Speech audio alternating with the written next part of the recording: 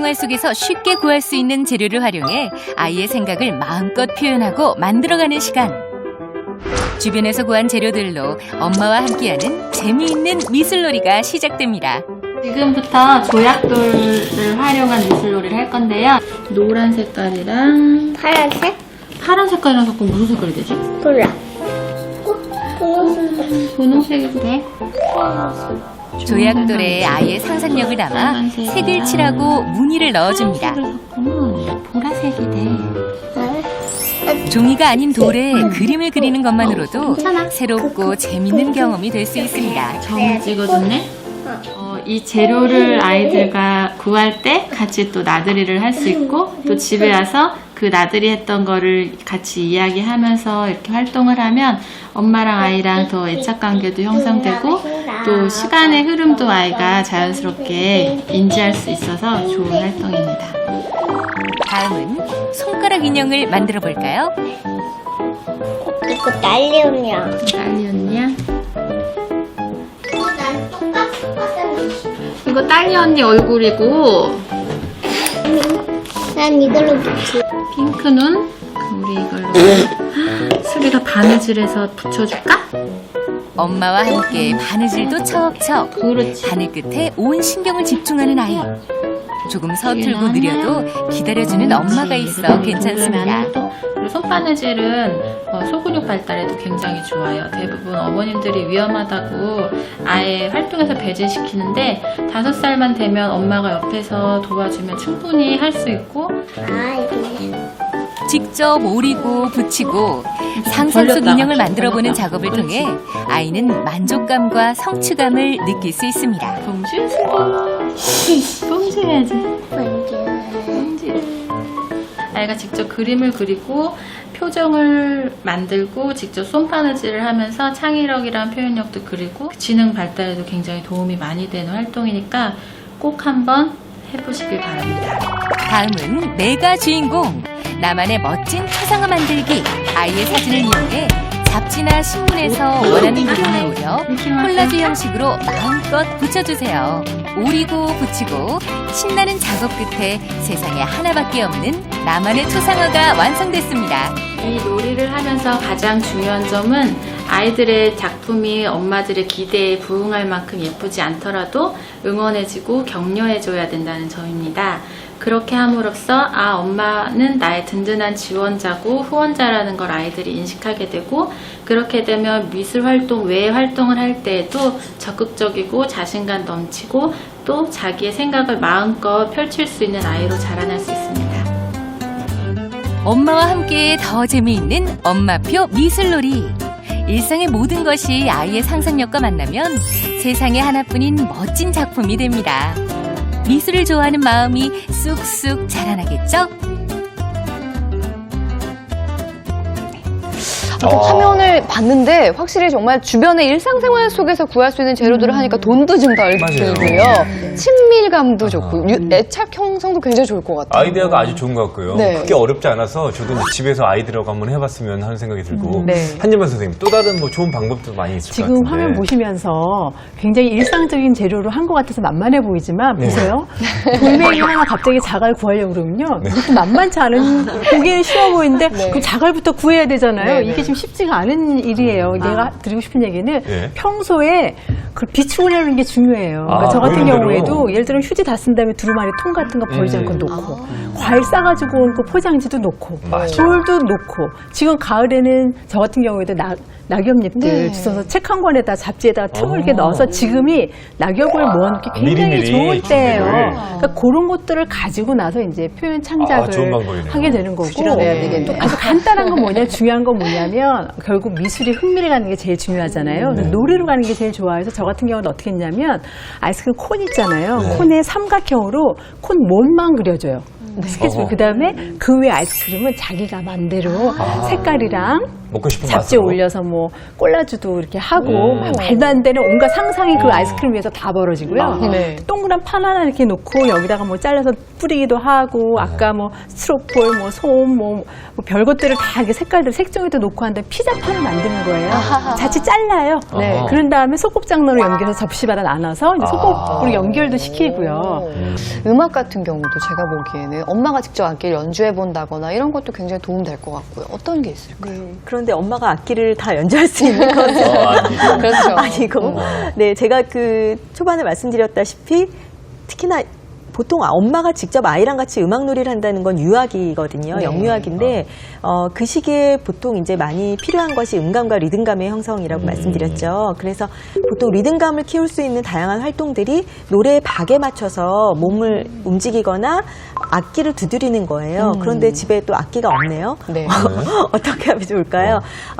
가장 쉽게 구할 수 있는 게 아이들 분유통 있죠. 분유통 뚜껑에 닫아서 그거 두드리면 너무 좋은 북이 되거든요. 거기에 아이들이 이제 스티커를 붙이거나 색종이로 뭐 이렇게 자른 것을 붙인다든지 그림 그린 것을 붙이거나 아니면 밀폐용기. 자연스럽게 미술하고도 또 접목이 되는 그렇죠. 거죠. 네, 그래서 밀폐용기라든지 아니면 그냥 집에 샐러드볼 같은 거 이렇게 뒤집어서 네. 이제 그 두드리면 또 너무 좋은 북이 돼요. 그래서 아이들이 접하는 제일 쉬운 악기가 바로 북이에요. 이렇게 두드리는 거. 그래서 그렇게 박자에 맞춰서 치면서 같이 노래 부르거나 유산균 음료병에 뭐 쌀이나 뭐 콩이나 이런 것들 시원하게. 넣어서 막에만 이렇게 막아서 흔들면 너무 멋진 또 마라카스 될 수 있고요. 또 이제 엄마들 집에 스카프 같은 것들 그런 걸로 이렇게 부드러운 나비야 부드러운 음악에는 또 그렇게 스카프를 움직이면서 같이 신체 활동을 하거나 아니면 사실은 음감을 발달시키는 활동 중에요. 집에서 우리가 뮤지컬 하는 그 집안을 만들 수가 있어요. 보통 아이들이 그 성대가 발달하지 않았기 때문에 음역이 그렇게 넓지 않거든요. 그래서 솔, 미, 약간 띵동 할 때 느끼는 그게 단 3도 하행 패턴이라고 하는데 솔, 미로 시작해서 그런 소리를 자꾸 모방하다가 점점 음역을 넓혀가요. 그래서 엄마가 아이에게 뭐 유빈이 뭐 먹고 싶니 이렇게 얘기를 하는 거예요. 네, 밥 먹어라. 그러면 그게 밥 먹어라 이렇게 올라가면 어려운 거예요. 솔미만. 솔미로. 그래서 이거는 솔미여도 되고 솔미 어떤 솔미 네도 되는데 뭐. 아빠 오셨어요. 뭐 이제 아이가 아빠한테 이야기하고 뭐 오늘 뭐 하고 놀았니? 그게 엄마 왜 저래? 아빠 왜 저래? 하다가도 자연스럽게 뭐 친구하고 놀았어요. 뭐 이렇게 그냥 솔미 패턴으로 집에서 노래하면서 이야기하는 그런 방법들도 음감을 발달시키는데 예, 굉장히 좋은 방법이에요. 아이들이 통제가 잘 안 되기 때문에 엄마들이 화를 많이 내거나 이럴 수 있는데 차라리 정말 그렇게 음악처럼 노래처럼 얘기를 하면은 이렇게 화내거나 싸울 일도 별로 없을 것 같고 좋을 것 같아요. 체육교육 같은 경우에는 어떻게 하면 좋을까요? 체육은 보통은 놀이체육을 많이 한다고 말씀드렸는데 네. 집에서 보면 장난감이 많아요. 장난감이 많은 집안은 거의 대부분이 보상심리에 의해서 아이들하고 많이 못 놀아주기 때문에 그리고 집을 많이 비우는 분들 아니면 늦게 오시는 분들 때문에 그분들이 아이한테 뭔가를 해주고 싶은데 못 해주잖아요. 그러니까 그 보상심리에 의해서 자꾸 장난감을 사주세요. 그러니까 장난감이 많은 집안의 아이들은요. 뭔가 산만하고 정서가 불안해요. 네, 그래서 그런 아이들한테 장난감 사주는 게 아니라 저는 놀이저축이라는 말을 하거든요. 놀이저축은 유아교육은 이슬비에 옷 젖는 교육이에요. 그래서 하루에 1분이라도 단 1, 2, 3분만이라도 아이들하고 스킨십 놀이를 해라. 짧게라도 웃음을 줘라. 그 얘기를 하게 되는데 도구가 없어요. 우리 집은 뭐 장난감이 없어요. 이런 도구 핑계 되는 분들이 많이 계세요. 근데 예를 들어서 집에 우산이 있잖아요. 그럼 우산을 딱 피게 되면 끝이 좀 위험해요. 거기를 딱 손으로 잡고서 뒤집어서 있게 되면 이렇게 되겠죠. 그 상태에서 아이의 방에 가게 되면 조그만 공이라든가 인형이라든가 그런 것도 많이 있죠. 다 모아놓은 상태에서 우리 아이한테 던져가지고 우산 속 볼풀공, 우산 속 인형 그런 식으로 던져서 할 수 있게끔. 이런 놀이들은 하루에 3분, 5분 그것도 충분한 거예요. 길게 하지 말고 짧게라도 재미있게 놀이추억을 만들어줘라. 그 얘기를 하고 싶습니다. 뭐 물건 사주는 것 대신 이런 식으로 놀아준다는 얘기죠. 네, 우리가 이렇게 피가 되고 살이 되는 예체능 교육에 대한 이야기 쭉 나눠보고 있는데요. 각 가정의 아이들마다 성향도 다르고 또 재능도 다 다르기 때문에 우리가 한 분 한 분의 이야기를 들어볼 수 없어 좀 아쉽기도 하거든요. 대신 그래서 똑똑이만 카페에서 여러분들의 이야기를 좀 모아봤습니다. 좀 소개해 주실까요? 네, 자 어떤 사연이 올라왔나 보겠습니다. 자, 먼저 태권도를 시키면 키가 안 큰다는 얘기가 있는데 걱정입니다. 사실인가요? 네. 또 자, 5살 딸 아이가 있는데 주위에서도 여러 가지 시켜야 한다고 하는데 잠이 많아서 소화할 수 있을지 걱정입니다. 네. 고민 해결 좀 해주세요. 일단은 태권도 하면은 키가 안 큰다는 게 말이 사실인가요? 아닐 것 같은데. 제가 좀 키가 좀 작긴 합니다. 그리고 제가 태권도를 오랫동안 해서 태권도 아유, 관장 그러세요? 출신인데요. 아, 예. 예. 아, 정말로 그럼 이게? 네, 끝까지 들으셔야 돼요. 네. 예. 제가 서두에 말씀드린 것처럼 농구를 했다고 해서 키가 크지 않는다고 말씀드렸잖아요. 키가 크니까 농구를 한다고 말씀드린 것처럼 태권도를 해서 키가 절대 작지가 않아요. 왜냐하면 태권도에는 선수들이 뭐 벤턴급이라든가 헤비급이라든가 체급이 다 있어요. 네. 체급이 있다는 거는 키가 크건 작건 그거에 관계가 전혀 없다는 얘기예요. 만약에 태권도에서 키가 작아진다라고 하게 되면 우리나라에는 태권도의 모든 관장님, 사부님의 키가 다 작아야 돼요. 그렇죠. 그죠? 그렇죠. 근데 키 큰 분이 상당히 많거든요. 네네. 그러니까 그건 전혀 관계없이 오히려 성장판을 자극하고 전신 운동을 시키기 때문에 키가 안 자라는 게 아니라 키가 크는 데 도움을 주는 운동이에요. 네. 네. 그리고 여기 잠이 많아서 예체능 교육 어떻게 해야 될지 그러니까 고민이라는 5살 딸 아이를 얘기하는 건데 5살이 잠이 없으면 그게 문제 아닌가요? 그러네요. 선생님 한번 조언해 사실 이 글 속에 엄마 마음이 다 드러나 있거든요. 네. 뭘 시켜야 되는데 뭐 슬슬 걱정이 됩니다. 그래서 사실은 이 아이한테 예체능 교육을 시키고자 하는 동기 자체가 불안이에요. 근데 애들한테 예체능 교육이 중요한 게 이제 즐거움을 주고 자발적이 되어야 한다고 하는데 지금 엄마 마음이 불안이 기본 동기이기 때문에 사실은 지금 이걸 하는 게 맞는 것 같지는 않고요. 오늘 이 시간 통해서 우리 아이들 예체능 교육에 대한 이야기 쭉 나눠봤는데요. 어떻게 하면 아이들이 예체능 교육을 통해 더 행복한 세상을 마주할 수 있을지 저희가 핵심 내용을 골라봤습니다. 함께 만나보시죠.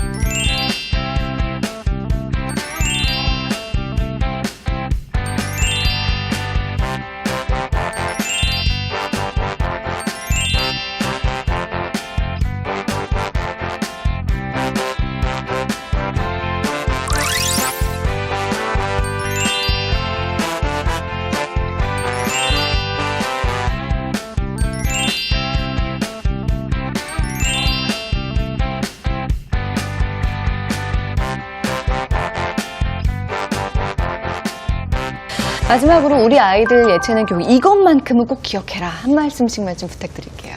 네, 음악은 눈으로 하는 게 아니라 귀로 듣고 네. 이제 접하는 분야예요. 그래서 아이들한테 너무 악보를 통한 연습을 너무 강요하지 마시고 음악을 귀로 듣고 그것을 재현해내는 그런 자연스러운 음악 활동 할 수 있게 많이 도와주시면 좋으실 것 같아요. 네. 아이들은요, 부모의 정확한 거울이에요. 그래서 부모가 글을 잘 읽으시고 책을 좋아하시면 아이들도 책 읽는 습관이 되고 부모가 운동을 좋아하시면 아이도 운동을 할 그런 기회가 많아지겠죠. 그러니까 아이한테만 지시하거나 학습을 시키지 마시고 엄마 아빠가 함께 하거나 엄마 아빠가 먼저 보여주셔야 돼요. 그래야지만 아이가 그걸 닮아가고 거울처럼 아이가 만들어지는 거거든요. 그래서 아이들의 놀이도 꼭 그렇게 생각하시면 좋을 것 같습니다. 네. 저는 좀 더 부모님 편하게 해드리고 싶어요. 네. 우선 같이 해주면 좋은데요. 저도 참 바쁘고 그렇게 잘 못해요. 그러니까 엄마가 선생님이 되려 하기보다는 아이가 마음껏 표현할 수 있도록 한 장소라도 마련이 되어 있는지 온갖 재료들을 좀 이렇게 모아놓은 장소가 있는지 편히 좀 막 펼치고 할 수 있는 환경을 만들어줬나 한번 체크해 보시고 또 하나는 그만둬도 괜찮습니다. 이거 너무 언제까지 해야 되나 했던 거 아까워서 그만두면 안 되지 않나 하는 것보다는 흥미를 유지할 수 있는 환경을 만들어주고 미술로 보면 전시 같은 것들 보면서 본인이 또 막 상상력 발동에 걸리면 본인이 알아서 또 표현을 하게 되기 때문에 좋은 기억으로 나중에 뭐 그 대학교에 가서 사회인이 돼서도 그때 다시 그 좋은 할수 기억으로 있으니까. 시작할 수 있도록 성장하면 참 좋겠습니다. 네. 네, 부모님은 완벽한 신이 아니죠. 부모님이 해야 될 거는 아이를 완벽하게 어떻게 끌어가고 만들어내는 사람이 아니고요. 부모는 중재자입니다. 그러니까 결과보다는 이 과정을 함께 차분히 가주시면서 아이가 가지고 있는 여러 가지 재능이나 또 스트레스를 잘 중재해 줄 수 있는 그런 역할을 하시는 것만으로도 충분하지 않을까 그렇게 생각합니다. 네, 우리 삶에서 문화와 예술이 얼마나 큰 가치를 갖는지는 살면서 점점 더 느끼게 되는 것 같습니다. 우리 아이들이 예체능 교육을 통해서 마음이 행복해지고 스트레스 없는 삶을 통해서 공부뿐만이 아니라 인생에서도 성공할 수 있다는 점을 꼭 기억하셨으면 좋겠습니다. 자, 오늘 이 시간 여기까지고요. 저희는 다음 주에도 핫 이슈들 가지고 인사드리겠습니다. 고맙습니다.